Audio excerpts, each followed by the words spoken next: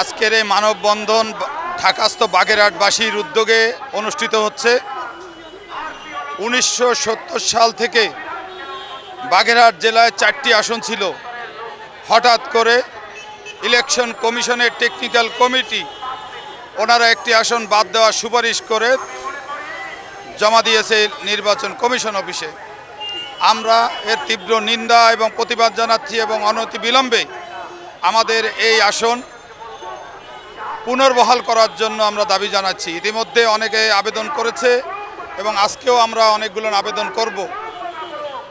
বাগেরহাট বাংলাদেশের বৃহত্তম অন্যতম জেলা এবং অনেক এলাকা দুর্গম, যেসব এলাকায় এখনো পর্যন্ত নৌকায় করে যেতে হয়। এই অবহেলিত বাগেরহাটকে আমরা চাই যে উন্নয়নের জন্য আমরা দাঁড়িয়েছি মূলত, যে বাগেরহাটের উন্নয়নের জন্য এই আসন ঠিক রাখা অত্যন্ত জরুরি এবং গুরুত্বপূর্ণ।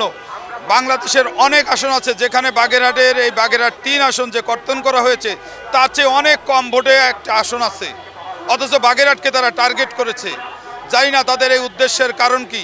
এই টেকনিক্যাল কমিটি বাগেরহাটে গিয়ে গণশুনানি করতে পারত, তারা সেটা করেনি, বরং এসি রুমে বসে তারা এই প্রস্তাব এনেছে, যার কারণে বাগেরহাটবাসী ক্ষুব্ধ এবং বাগেরহাটবাসী সিদ্ধান্ত নিয়েছে সর্বদলীয়ভাবে এখানে বিএনপি জামাত সহ যত দল আছে সবাই এ ব্যাপারে একত্রিত এবং এই সিদ্ধান্ত সরকারের এই সিদ্ধান্ত থেকে ফিরে না আসলে সবাই সিদ্ধান্ত নিয়েছে বাগেরহাটকে বাংলাদেশের মানচিত্র থেকে আলাদা রাখা হবে যতক্ষণ পর্যন্ত এই আদেশ পুনর্বহাল না হয়।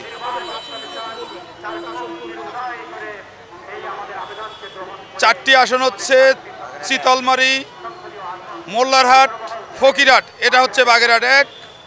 বাগেরহাট 2 হচ্ছে বাগেরহাট পৌরসভা, বাগেরহাট সদর উপজেলা এবং কচুয়া। বাগেরহাট 3 আসন হচ্ছে রামপাল এবং মোংলা পৌরসভা।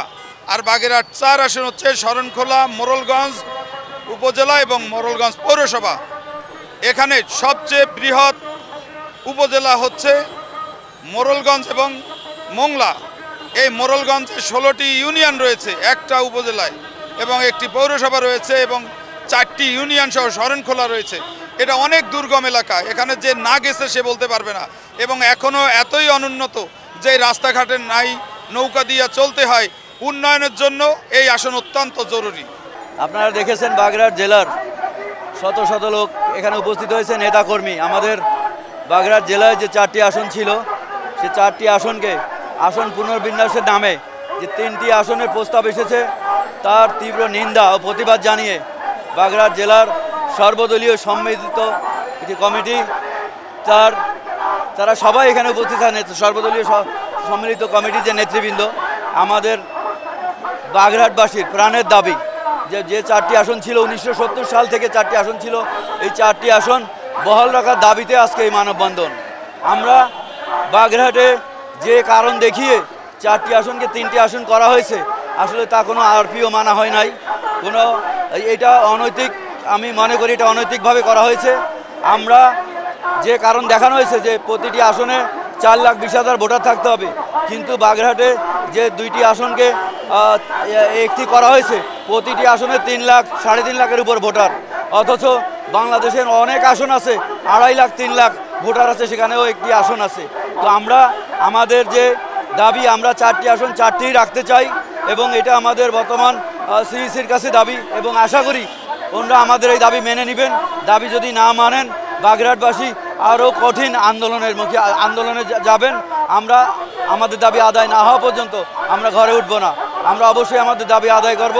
আশা করি সিইসি আমাদের দাবি মেনে নেবেন এবং আমাদের যে 4টি আসন ছিল সে 4টি আসন বহাল রাখবে। বাগেরহাটের 4টি আসন থেকে একটি আসন কেটে নেওয়া হয়েছে, যার কারণে আমরা বাগেরহাটের সর্বদলীয় সংগ্রাম পরিষদ করেছি। সর্বদলীয় সংগ্রাম পরিষদের আজকে আমাদের ঐক্যবদ্ধভাবে আজকে সরকারের কাছে আমাদের স্মারকলিপি প্রদানের আজকে একটা প্রথম ধাপ এবং এর পরবর্তীতে আমরা আগামীতে যদি এই প্রোগ্রাম তারা না মানে এবং আমাদের দাবি যদি না মানে তাহলে আমরা আগামীতে কঠোর আন্দোলন করতে প্রস্তুত আছি এবং বাগেরহাটকে সারা বাংলাদেশ থেকে আমরা বিচ্ছিন্ন করে দেব।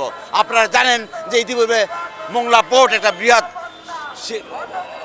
নগরী, বৃহৎ সমুদ্র বন্দর, যেখান থেকে বাংলাদেশের আয় উৎপন্ন হয়ে সারা বাংলাদেশটাকে মেকআপ করে।